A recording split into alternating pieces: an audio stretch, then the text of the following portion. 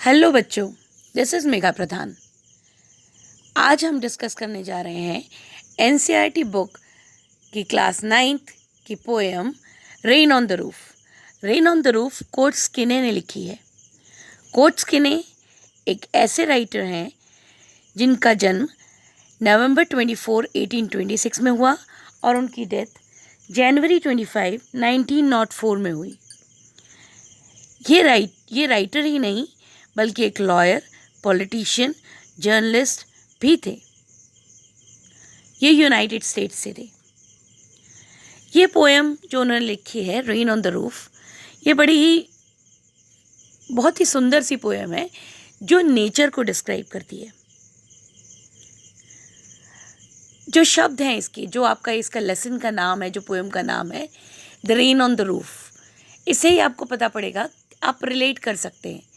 जो बारिश हम महसूस करते हैं, जो बारिश होती है और जो बारिश की आवाज़ हमें सुनाई देती है, जो उस समय उसकी ब्यूटी होती है, जो वो मौसम होता है, वो हमें खुद ही एक अट्रैक्शन की भावना लेकर आता है।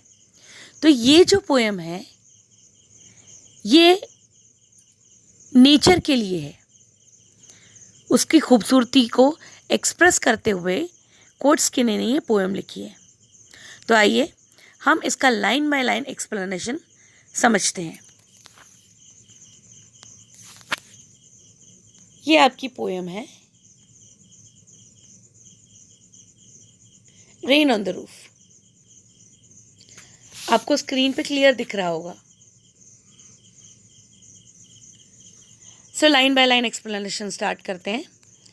When the humid shadows hover over all the starry spheres, when the humid shadow, यहाँ पे humid shadow बादलों को बताया गया है, जो clouds, जो काले बादल घिर के आसमान में आ जाते हैं, over the starry spheres मतलब जो पूरे रात की तारों से भरे हुए आसमान को जो बादल ढक लेते हैं, and the melancholy darkness, और जो उस समय जो डार्कनेस होती है उससे मेरा मन दुखी हो जाता है। मेलंकली मतलब सैडनेस या दुख।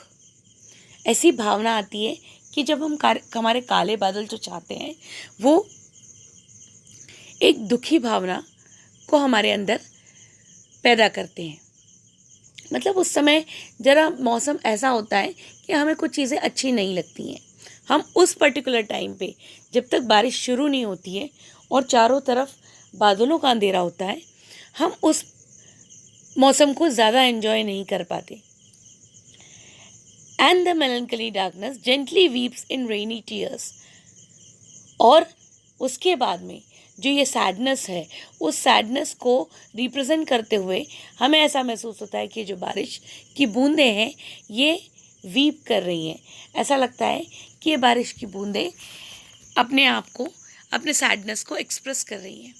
What a bliss to press the pillow of the cottage chamber bed and lie listening to the patter of the soft rain overhead.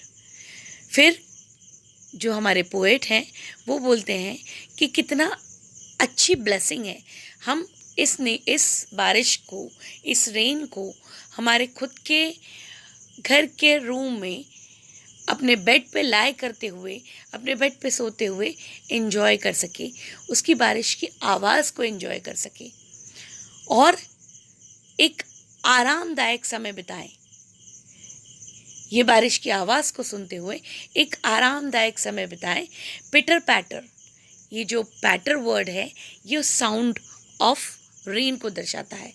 तो पैटर जो है ये आवाज़ है, जो रेन की आवाज़ है उसको सुनते हुए हम अपने बेड पर सोकर अपने मौसम को एंजॉय कर रहे हैं, हमारी बारिश जो बाहर हो रही है उसको एंजॉय कर रहे हैं।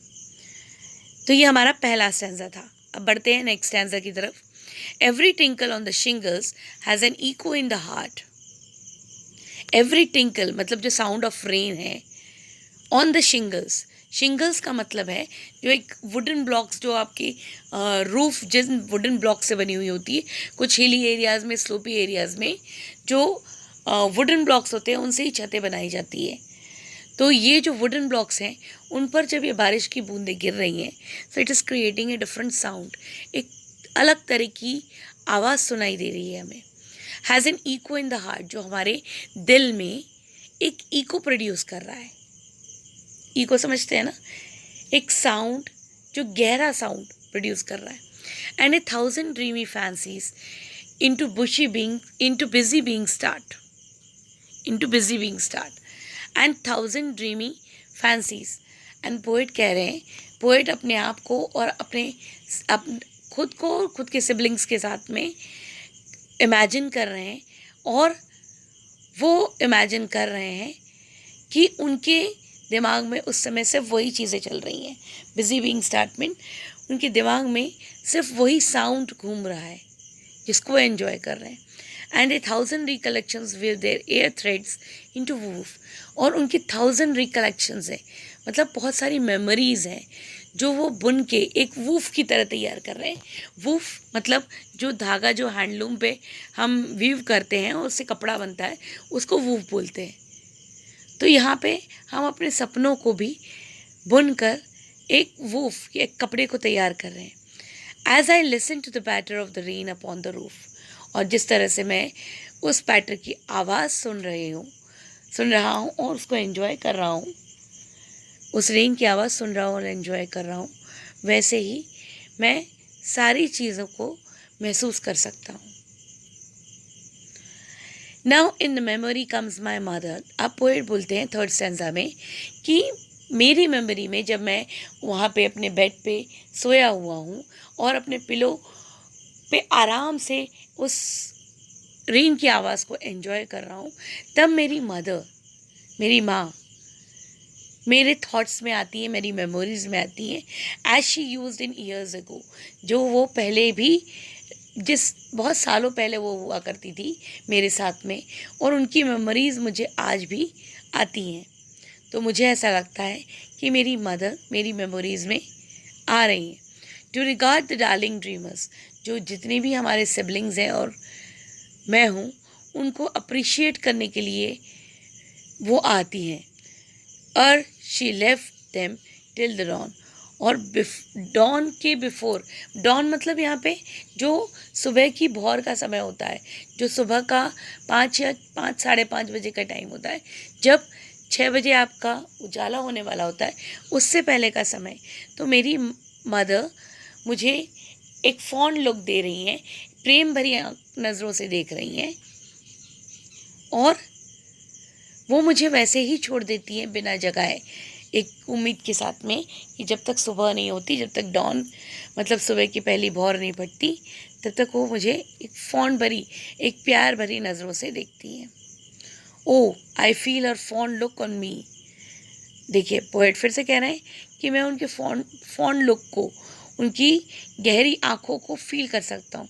And I listen to the refrain, और मैं दोबारा से उस साउंड को सुन रहा हूँ, which is played upon the shingles by the patter of the rain, जो कि शिंगल्स पर गिरने वाली बूंदों की वजह से जो बन रहा है, उस रेन की आवाज़ को मैं सुनकर मंत्रमुग्ध हो रहा हूँ। मुझे बहुत खुशी हो रही है, मैं उस मोमेंट को एंजॉय कर रहा हूँ। तो बच्चों, ये थी हमारी rain on the roof poem by Coates Kinney. तो अगर हम इन सारे इवेंट्स को समराइज़ करें तो हम इतना ही कह सकते हैं कि ये एक नेचर लविंग पोएम है, जिसमें कोर्टस्किने अपनी नेचर को एंजॉय कर रहे हैं। जो रेन है, हमारी बारिश का समय है, उसकी वो कहते हैं कि वो एक आवाज़ की तरह सबके दिलों में उतर रही है, सबके दिमाग में उतर रही है, और उनकी मदर भी उनकी मेमोरीज़ में आकर उनको एंजॉय करने के लिए आराम से सुबह तक सोने दे रही हैं। वो आराम से अपने ड्रीम्स में इस समय को, इस मोमेंट को एंजॉय कर रहे हैं, हमारी नेचर को एंजॉय कर रहे हैं। तो ये जो रेन ऑन द रूफ है, जिसकी आवाज़ हमारे कानों पे हमेशा पड़ती रहती है, शायद हमने उस उस नज़रिए से कभी बारिश को देखा ना हो। लेकिन अगर हम पोएट की नज़र से बारिश को देखें तो हमें इससे ज़्यादा ब्यूटीफुल कोई और मोमेंट लग ही नहीं सकता। Thank you very much.